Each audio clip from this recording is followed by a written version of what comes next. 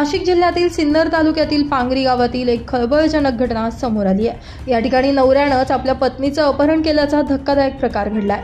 प्रेमविवाहानंतर पत्नी माहेरी निघून गेली। यामुळे संतप्त पतीनं आपल्या मित्रांच्या मदतीनं तिला पांगरी बस स्थानकाजवळून जबरदस्ती गाडीत बसवत पळवून नेलं। यावेळी पत्नीच्या आईला सुद्धा मारहाण करण्यात आली असून हा संपूर्ण प्रकार सीसीटीव्ही कॅमेऱ्यात कैद झालाय।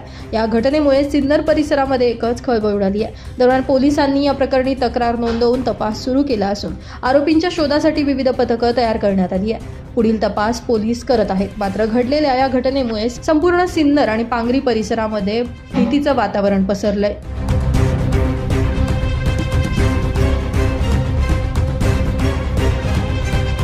ब्युरो रिपोर्ट, माझा महाराष्ट्र न्यूज, सिन्नर।